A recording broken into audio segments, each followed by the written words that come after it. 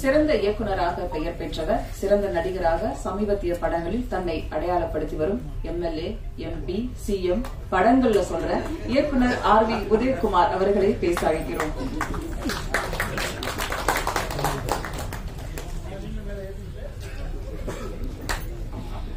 மேடைக்கு மேடை என்ன வச்சு செய்யறதுல அவ்வளவு சந்தோஷம். அதான் நல்லா தானே போயிட்டு இருக்கு. ஏன் அரசியல் இருக்கிற நடிகன்னு சொல்லி இப்பதான் உங்க ஹீரோ சொன்னாரு, விட்டா டைரக்டர்கள் எல்லாம் நடிப்பாங்க, ப்ரொடியூசர்கள் நடிப்பாங்க. அவர் ஏற்கனவே டென்ஷன் இருக்கிறார், அடுத்த படம் நம்மளுக்கு கிடைக்க மாட்டேங்குது. அவர் அவ்வளவு மனசுக்குள்ள வெதும்பி சொல்லிட்டு போயிருக்காரு இல்ல. ஒரு பயன்தான் அவனுக்கு. அடுத்த படத்துல முருகனே நடிச்சிருவாரோ, நம்மளை கூற மாட்டாங்க. கவலைப்படாத, நீ நல்லா தான் நடிச்சிருக்க. உங்க மத்த படங்கள் பார்க்கல, ஆனா இதுல எப்படி அத்தனை அந்த சந்திலேயே அத்தனை முத்தம் கொடுக்க முடியுது உன்னால? இதெல்லாம் விவரமா பண்றீங்கப்பா. நான் மிஸ் பண்ணிட்டேன் அந்த காலத்துல. அப்பவே நடிச்சிருக்கணும். நிறைய பேர் சொன்னாங்க நீங்க நடிங்க நடிங்க. என் கூட இருந்த அசிஸ்டன்ட்டுக்கு மோசமான பயிர். சார் என்ன சார், அவன் வாய்ப்பு போயிடுறதுக்காக என் வாழ்க்கையே முடிச்சிட்டாங்க. என் சந்தோஷத்தை எல்லாம் கெடுத்தாரு. பாரு, இவனு ஒருத்தர் தான். என்ன சிங்கம்புள்ளி கரெக்ட் தானே? அதுல தப்பிச்சு வந்தது பாக்கியராஜ், பாரதி பாண்டியராஜ். அவங்க இயக்குனராகவும் என்ஜாய் பண்ணிட்டாங்க, நடிகராகவும் என்ஜாய் பண்ணிட்டாங்க இல்லையா? நம்ம கூப்பிட்டா இப்ப அப்பா வேஷத்துக்கு கூப்பிடுறாங்க.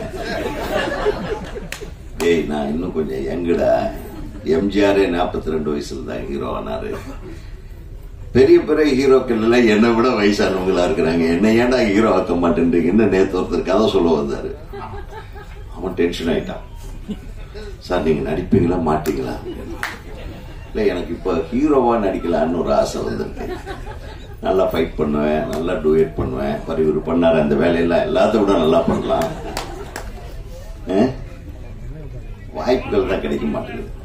தயாரிப்பாளரே கொஞ்சம் பாத்துங்க எங்களெல்லாம். நானு பேரரசு வேணா எங்க படத்துல வில்லனா போட்டுக்கலாம். அவன் நீ இருக்கீல்லப்பா, எப்படி புகழ்ந்து எங்க படத்தை நீ ப்ரொமோட் பண்ணுவ எங்களுக்கு தெரியாதா?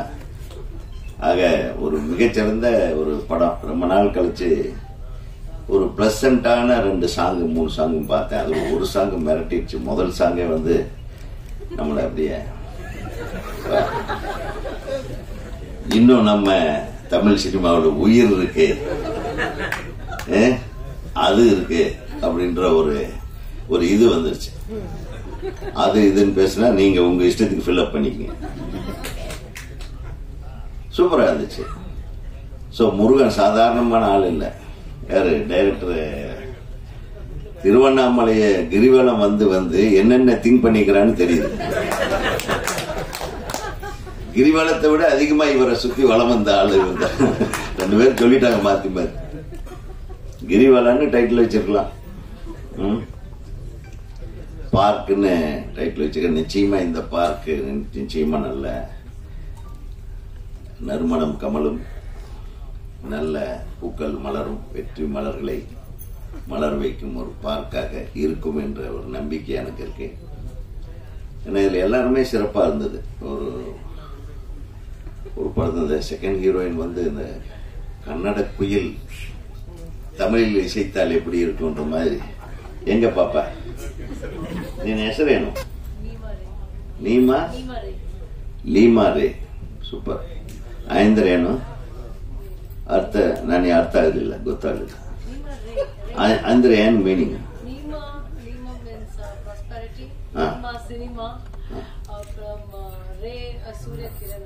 அப்பா எவ்வளவு விஷயம் வச்சிருப்பாருங்க. ரொம்ப ரொம்ப சந்தோஷமா இருந்தேன். இந்த புள்ள தனக்கு தெரிந்த தமிழ்ல அழகா பயம் இல்லாம எங்களை தமிழ் பேசி யாராலும் கொள்ள முடியாது அப்படின்றத நிரூபிச்சிருக்காங்க. நீங்க பேசுற தமிழ் எங்களுக்கு இனிமையாக இருந்தது. கொஞ்சம் தமிழாக இருந்தது. அதனால அது வேண்டாம், அடுத்த கட்ட அரசியலுக்கு திருப்பி போயிடுவோம். நம்ம அம்மா சொன்ன மாதிரி ஒரு படத்துல இந்த அமைச்சரா நடிச்சேன் பாத்தீங்களா, கருடன்ல, தெரியாதனமா அது எனக்கு ஒரு நல்ல பேர் வந்துச்சு.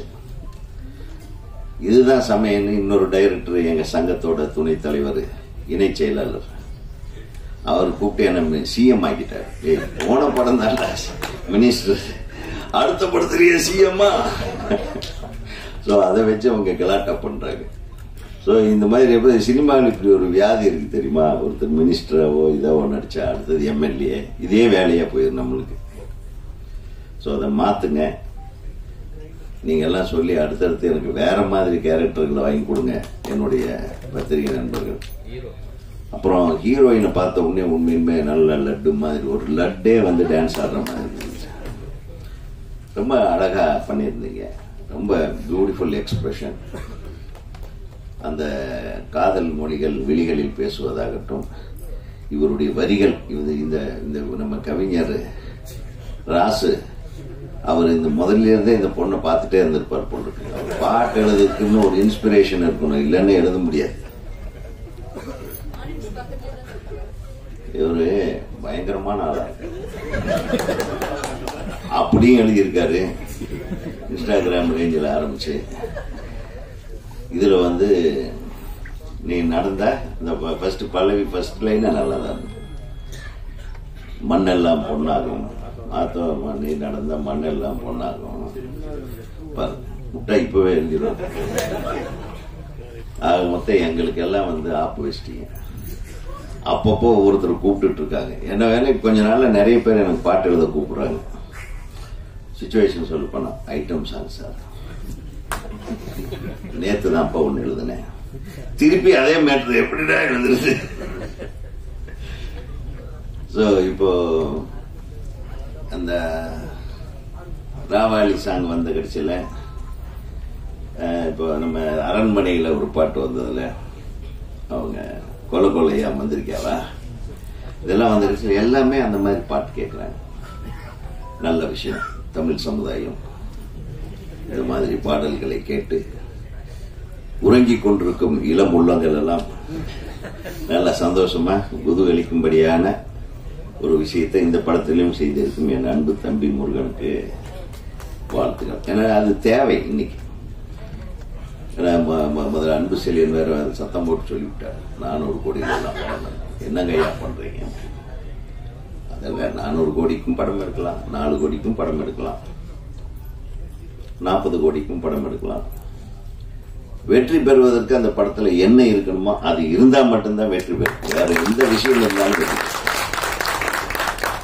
வெற்றி பெற வேண்டும் என்றால் அது எப்படி சொல்லணுமோ அந்த மாதிரி ஒரு டைரக்டர் சொல்லணும், எப்படி நடிக்கணுமோ அந்த மாதிரி நடிகன் நடிக்கணும்.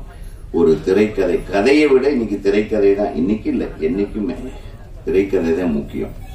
திரைக்கதையை வடிவமைக்கிற முழு பொறுப்புமே இயக்குநர்கிட்ட தான் இருக்கு. அதனால ஒளிப்பதிவு ரொம்ப நல்லா பண்ணியிருந்தாரு. கேமராமேனுக்கு வாழ்த்துக்கள். அவரு வேலை செய்யதான் தெரியும், பேசலாம் தெரியாதுன்ட்டு காட்டிட்டு போயிட்டாரு. கரெக்டா 10 வார்த்தை இப்படி எண்ணி பேசினியா, விவரமான ஆளியா நீ. அதே மாதிரி எடிட்டருக்கு வாழ்த்துக்கள். எல்லாரும் சிங்கம்புலி என்ன மேட்ரு கரெக்ட் பண்ணிட்டு இருக்க, ஹீரோயின் பக்கத்தில் உட்கார்ந்ததுல இருந்து நெளியறிய. ஆமா, மகாராஜா பின்னாடி இருந்தாலும் நம்பி பக்கத்துல எவரும் உட்கார்ந்து வைக்க மாட்டான். எங்கேயும் ஸ்கூட்டர்ல கூட பின்னாடி உட்கார்ந்து வச்சிடக்கூடாது, ஜாக்கிரதையா இருக்கணும் போது. ஆக ஹீரோ மிக சிறப்பா பண்ணியிருந்தீங்க தம்பி, அழகா இருந்தீங்க. ஒரு ரொம்ப நாளைக்கு பின்னாடி ஒரு அழகான ஹீரோ ஒருத்தர் வந்துட்டு இருக்காரு. நிச்சயமா உங்களுடைய ஹோம் ஒர்க் நல்லா பண்ணுங்க. வெறும் டான்ஸ் ஆடுறதும் கிஸ் அடிக்கிறது மட்டும்தான் நடிப்புன்றது நினைச்சுக்காம கொஞ்சம் ஹோம் ஒர்க் பண்ணிக்கல. சும்மா சொல்றேன், ஏதாச்சும் மேடையில் இப்படி எல்லாம் பேசினா தானே அப்புறம் அவங்க நண்பர்கள் எல்லாம் அதை கிளிப்பிங் போடுவாங்க. இல்லைன்னா அது நான் பேசினாவே இவங்களுக்கு ஒரு பெரிய சிக்கல் என்ன இருக்குன்னு என்ன ஏதாச்சும் வச்சு செஞ்சுட்டே இருப்பாங்க. அது என் தம்பிகை என் பிரதர்ஸ் பண்ணாம வேற பண்ணிட்டு. ஆனா நீங்க கொஞ்சம் கிஸ் அடிக்கிறத குறைச்சிக்கிட்டு கரெக்டா நடிச்சு நல்ல பேரோட வரணும். இது நல்லா இருக்கு, சிறப்பா இருக்கு. இந்த பார்க்கோட கதையை வந்து அழகா கதையை போட்டு ஓப்பனா சொல்லிட்டாப்ல. ஒரு தைரியம் தான். ஏன்னா யார் ஒருத்தன் கதையை ஓப்பனா சொல்றானோ அவனுக்கு அந்த ப்ராடக்ட் மேல நம்பிக்கை இருக்குன்னு அர்த்தம். இல்லைன்னா அது ஒரு அழகான காதல், ஒரு அழகான காதலர்கள், அந்த 2 அழகான காதலர்கள் என்ன கொடுமை எனக்கு தெரியுமே, அவங்க இறந்துடுறாங்கன்னு நினைக்கிறேன். நானா கெஸ் பண்ற கதைய, நீ சொல்லது. அந்த பார்க்கில் அவங்க இறக்குறாங்கன்னு நினைக்கிறேன். அப்புறம் அந்த பார்க்கில் யார் யார் கொண்டானுங்க, யார் யார் என்னென்ன பண்ணாங்க, அவங்கள இதுங்க என்னென்ன பண்றாங்க, இவங்க பேயா வந்து அப்படின்றதுதான் கதையா இருக்கணும்.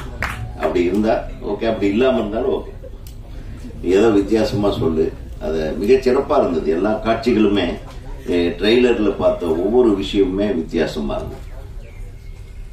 அது மாதிரி எந்த ஒரு விஷயத்த அழகா எடுத்துக்கிட்டு அதை அழகா பண்றதுக்காக மெனக்கெட்டு இருக்கீங்க. ஒரு தயாரிப்பாளர் வந்து அத்தனை தொழில்நுட்ப கலைஞர்களையும், அத்தனை நடிகர் நடிகைகளையும், அத்தனை பேரையும் பாராட்டின ஒரே மேடை இதாதான் இருக்குன்னு நினைக்கிறேன். ஏன்னா அவ்வளவு பொறுமையா. அப்புறம் தான் ஏண்டா பாராட்டினாருன்னா தம்பியை போட்டு உடச்சிட்டாரு. காலையில 5 மணிக்கே எந்திரிச்சு எல்லாத்தையும் எழுப்பி விடுற வேலையிலிருந்து ஒரு ப்ரொடியூசர் ஒழுக்கமா படம் பண்ணியிருக்காரு.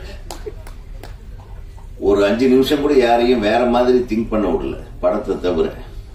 சோ ஒரு தயாரிப்பாளர் எப்படி இருக்கணும், அதுவும் ஒரு புது தயாரிப்பாளர் எப்படி இருக்கணுங்கிறதுக்கு உதாரணமாக நம்ம தயாரிப்பாளர் செயல்பட்டிருக்கிறார். அவருக்கு எனக்கு மனமார்ந்த வாழ்க்கை. இந்த படத்தை நம்பி, இந்த படத்தை நிச்சயமா நல்ல பாடல்கள், இதுக்கு நல்ல வரவேற்பு வரும்னு இந்த இசை வெளியீட்டை உரிமையை வாங்கியிருக்கிற அவர் சாரு, ட்ராக் மியூசிக் அவர் சார் நிறைய படம் பண்ணியிருக்காங்க.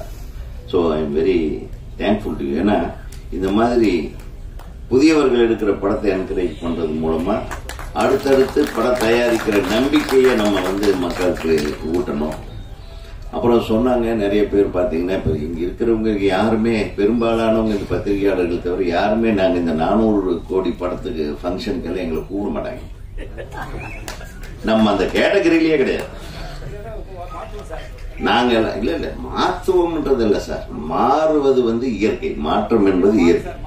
இப்ப நம்ம எல்லாம் வந்து சாதாரணமா நம்ம 2 கோடியில படம் எடுத்தோம், 1.5 கோடியில் எடுத்த படம் கிழக்கு வாசல், 2.5 கோடியில் எடுத்தது சின்ன கவுண்டர், 4 கோடியில் எடுத்தது எஜமா, அவ்வளவுதான். அப்ப இருந்த காலகட்டம் அது அப்போ அது பெரிய பட்ஜெட்னு கூட நினைச்சிருந்திருக்கலாம்.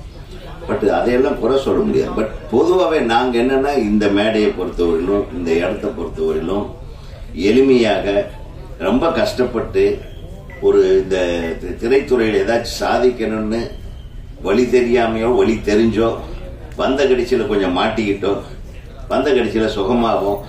இது பிரசவம் இருக்கு பாருங்க, ஒரு படத்தை ரிலீஸ் பண்றது, அது சுகப்பிரசவமாகவும் இருக்கு, சிசேரியனாகவும் இருக்கு, அப்புறம் பேபி சர்வைவ்டு, மதர் டெட்டு அப்படியும் இருக்கும், சிலது மதர் டெட் இல்லை பேபி சர்வைவ்டு இருக்கும். இந்த மாதிரி நிறைய விஷயங்கள் இந்த ஒரு ரிலீஸ்ன்றதுல அவ்வளவு கொடுமைகள் இருக்கு. அந்த கொடுமைகள் எல்லாம் தாண்டி ஒரு படம் வெளியாகுதுன்னா அது பெரிய படங்களுக்கு இன்னைக்கு ஈஸியாயிருது, சின்ன படங்களுக்கு கேள்விக்குறியா இருக்கு. அதனாலதான் நான் திரும்ப சொல்றேன், எங்களை போன்றவர்களை, சின்ன பட தயாரிப்பாளர்கள், புதிதாக படம் தரும் இயக்குநர்கள் எல்லாம் எங்களை கூப்பிடும் போது ஒரு 3-4 மணி நேரம் 3 மணி நேரமாவது அந்த சேர்ல உட்கார்றது கஷ்டம்தான். ஆனா எங்க பத்திரிகையாளர்களை கம்பேர் பண்ணா நம்ம பெட்டர். அவங்க காலையில ஒரு 3 மணி நேரம், மத்தியானம் ஒரு 3 மணி நேரம், சாயந்தரம் ஒரு 3 மணி நேரம் உட்கார்றாங்க பாருங்க. அதை விட நம்மளுக்கு என்ன வேலை? என் பிரதர்ஸ் வந்து சஃபர் ஆகுறாங்க. பட் ஒரு படம் எடுக்கிறது, இந்த 30 நாளோ 40 நாளோ பணம் போட்டு படம் பண்ணியிருக்கீங்க இல்லையா, உங்களை வாழ்த்துவதை தவிர எங்களுக்கு வேறு சந்தோஷம் வேறு எதுவும் இருக்க முடியாது என்பதை இங்கே நான் தெரிவித்துக் கொள்கிறேன். ஏன்னா உண்மையா சினிமா எடுக்க வரும்போதோ, சினிமாவில் ஒரு டைரக்டராக நம்ம வரணும்னு ஆசைப்பட்டு வரும்போதோ, அந்த உத்வேகத்துக்கு நம்ம போராட்டம் இருக்கு பாருங்க. ஏதோ சொன்னார் அவரு, ஏதோ கடையில வேலை செஞ்சாரு, ஏதோ சொல்லிட்டு இருந்தாரு. இயக்குனராக அவர் டிரைவரா இருந்தார், லாரன்ஸ் டிரைவர். அவராவது டிரைவரா இருந்தாரு, நம்ம அதை விட கேவலமா தங்கிருக்கே ரூம் இல்லாம டெய்லி ஒவ்வொரு ஃப்ரெண்டு ரூம்ல போய் எல்லாம் தங்க வேண்டிய சூழ்நிலையில் இருந்து வந்த இயக்குநர்கள் தான் நாங்கெல்லாம். அதனால கஷ்டப்படுறதுன்றது இது ஒரு அடித்தளம் மாதிரி நம்ம போடுற ஸ்டெப், அதுதான் ஸ்ட்ரென்த். அந்த கஷ்டத்திலிருந்து வந்ததுனாலதான் நம்ம வெற்றிகளை கொடுக்க முடியுது. அதனால அந்த கஷ்டத்தை நம்ம வெற்றிப்படிகளாக மாற்றிக்கொள்ள வேண்டும். அதனால முருகனுக்கு நிச்சயமா தோல்வி கிடையாது. ஒரு மிகச்சிறந்த ஒரு தயாரிப்பாளர் ஒன்று கிடைச்சதே ஒரு பெரிய பலம். அதை விட பலம் இந்த படத்துல அழகான நடிகர்கள். நான் கேட்டேன், நான் பார்த்தேன் எல்லாருமே ஹீரோயின் மாதிரி இருந்தேன். அப்புறம் அவர் கேட்டேன், இவங்க யாரா ஹீரோக்கா? எனக்கு அம்மாவா நடிக்கிறாங்க, உங்களுக்கா ஹீரோயினுங்க? இவங்க அம்மா கூட அழகா இருக்காங்க. எங்க அவங்க?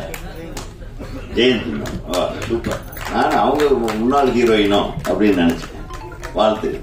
அப்புறம் அவங்க ஆமா ரஞ்சனா நாச்சர். ஐயோ எல்லாம் உங்க பேர் பாப்புலரா இருக்கு. அதான் அவங்க சொல்லிட்டாரு, செல்போன் எடுத்து ஓபன் பண்ணா உங்களுக்கு வந்துட்டே இருக்கு. ஆக எல்லாம் பாப்புலர் ஃபேஸ், ரொம்ப அழகான ஃபேஸ். இத்தனை பேர் நாங்க திரைப்பட இயக்குநர்கள் சங்கத்தின் சார்பாக நம்ம வந்திருக்கோம். எங்களுடைய இசி மெம்பர்ஸ் ஆர்கே கண்ணன் இந்த படத்துல பணிபுரிந்திருக்கிறார் நினைக்கிறேன். அப்புறம் நம்ம நம்பி அவர்கள், பிரபாகர், இவங்கெல்லாம் EC members, executive committee members. அதே டைரக்டர் சரவண சுப்பையா அவர்கள், அவர் ரொம்ப அழகான டைரக்டர். நிறைய ஹீரோயினுங்க ட்ரை பண்ணாங்க, அவர் தப்பிச்சிட்டாரு. ஏதாச்சும் மாட்டி இருந்தேன்னா இது வேற லெவல்ல இருந்தது. சிட்டிசன், நம்பர் 1 சிட்டிசனா இருந்தது. என் தம்பி அவ்வளவு அழகு, அவரும் மிகச்சிறந்த ஒரு நடிகர். எல்லாத்தையும் விட இப்ப ரொம்ப தெனா வீட்டுல உட்கார்ந்துட்டு இருக்கிற என் அருமை தம்பி வெற்றி கழிப்பிலே மிதந்து கொண்டு நம்மளை எல்லாம் பத்தி ஏதோ தப்பு தப்பா பேச போறேன்னு சொல்லிட்டு இருந்தாரு. தம்பிக்கான வாழ்த்துக்களை சொல்லி கடைசியா இந்த பார்க்கு படத்தோட இசையமைப்பாளரை பத்தி சொல்லலன்னா அது நல்லா இருக்காது. தம்பி நீங்க ரொம்ப நல்லா பண்ணியிருந்தீங்க. ஏன்னா இசையை தரமாக செய்திருக்கு. எல்லா பாடல்களுமே கேட்கும்படியாக அழகாக பிஜிஎம்மாகட்டும். ஒரு பாடல் சிறந்த பாடலா இருக்கணும்னா முதல்ல அந்த பாடல் வரிகள் கேட்கணும். ரெண்டாவது அந்த சிச்சுவேஷனோட இயல்பா மேட்ச் ஆகுது. யதார்த்தமான பாடல்கள். ஒரு காலத்துல இந்த 2 பாட்டும் எனக்கு கொஞ்சம் ராஜா சாரோட ஃபீல் இருந்தது. அந்த ஃபீல் இல்லைன்னா பாடல் வெறும் மெக்கானிக்கல், இந்த ட்ரம்ஸ் எல்லாம் வாசிக்கிற மாதிரி, இந்த உணர்வும் ட்ரம்ஸ் மாதிரி ஆயிடும். இப்ப வர்ற படங்கள் அப்படித்தான், கம்மால் டும்மில் வர்றான் போறான் என்ன.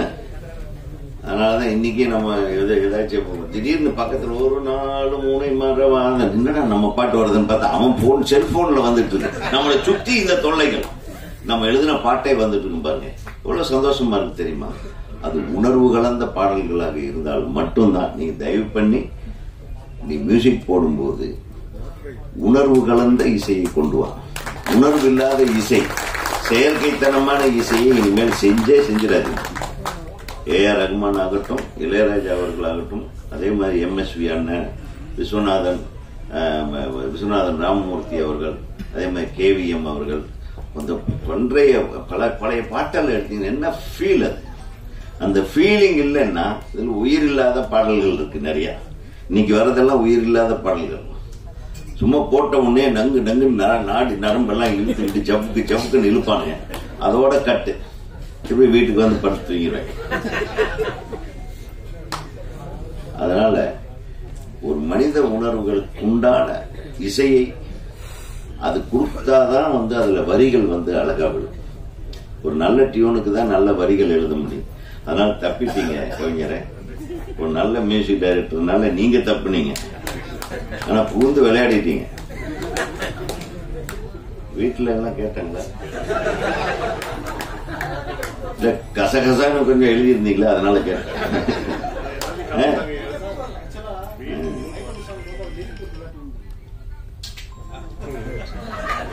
முதல்ல அவர் தான் ஐட்டத்தை ரெடி பண்ணாரா? ஒரு பண்ண ஐட்டத்துக்கு அவர் வெயிட் கொடுத்திருக்காரு பாருங்க. அப்புறம் அந்த ஐட்டத்தை யாரு செலக்ட் பண்ணாங்க? அது டைரக்டரா, ப்ரொடியூசர். காலங்காத்தால் 5 மணிலிருந்து இந்த வேலையா மிக சிறப்பா ஒத்துமையா எல்லா விஷயத்திலையும் ஒண்ணு சேர்ந்து எல்லா வேலை செஞ்சிருக்கீங்கன்னு தெரியுது.